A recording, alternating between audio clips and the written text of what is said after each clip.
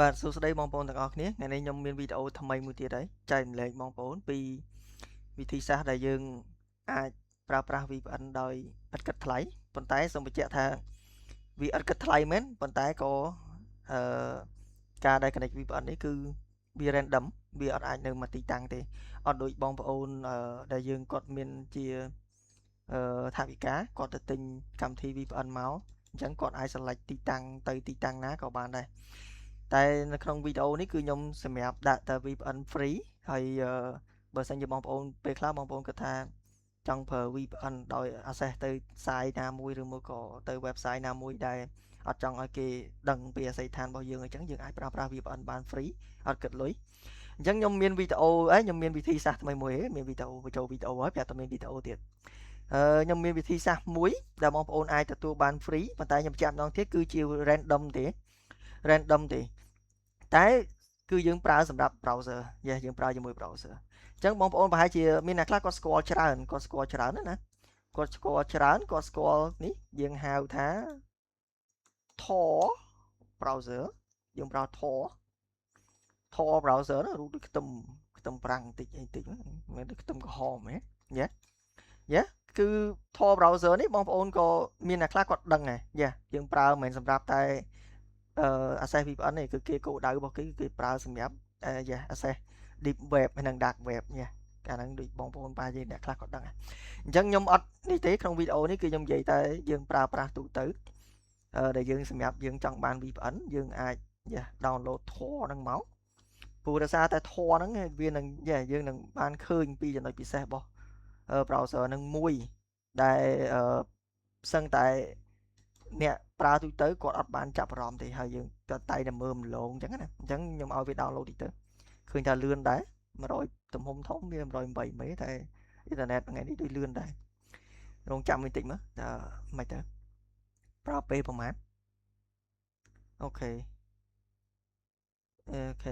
លឿនដែរខ្ញុំប្រើអ៊ីនធឺណិតតាមផ្ទះអញ្ចឹងវា speed របស់វាគឺ50មេតែ50មេហ្គាប៊ីតទេមិនមែនមេហ្គាបៃទេអូខេអញ្ចឹងខ្ញុំសុំចុច install ទៅយើង download មកហើយយើងសុំចុច install យើងចុច OK ចុច install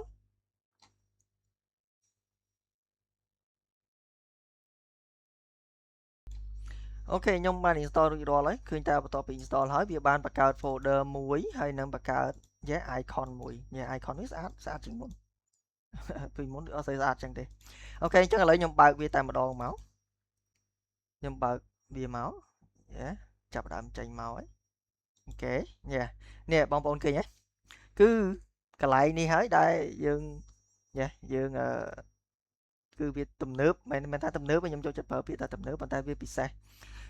ត្រង់ថាពេលដែលបើកមកគឺវានឹង connect អូតូម៉ាទិកទៅកាន់ Tor បាទវាមាន Tor server វាមួយទៀតអញ្ចឹងយើងចុចយក tick ដាក់បើកកន្លែងនេះមកតែពិតយើងអាច configure បានប៉ុន្តែអានេះនៅក្នុងវីដេអូនេះខ្ញុំអត់និយាយស៊ីជម្រៅដល់ហ្នឹងទេបងប្អូនអាចស្វែងយល់ខ្លួនឯងបន្ថែមបានអញ្ចឹងខ្ញុំចុចពាក្យថា connect ហ្មងទៅconnect ហ្មងទៅអូខេចាំតិចដោយសារតែវាអាស្រ័យលើអ៊ីនធឺណិតរបស់យើងដែរហើយក៏វាអាស្រ័យទៅលើ server របស់ Tor ហ្នឹងដែរតែ Tor ហ្នឹងគាត់បាទថ្ងៃនេះចៀតឬមួយក៏តលាយវាតាមហ្នឹងដែរអញ្ចឹងការដែលយើងប្រើបែបហ្នឹងបងប្អូនដឹងហើយអ្នកខ្លះគាត់ប្រើ VPN គឺទីមួយគឺគាត់លាក់ពី IP របស់គាត់ណាអូខេអញ្ចឹងយើងរួចរាល់ហើយឥឡូវបងប្អូនឃើញ search engine របស់វាយើងជាទូទៅគឺយើង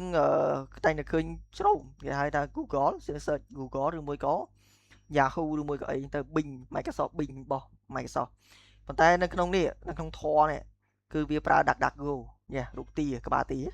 DuckDuckGo ហើយវានេះ Onion Site ហ្នឹងខ្ញុំនឹងទៅវីដេអូបន្ទាប់ខ្ញុំនឹងប្រាប់ថា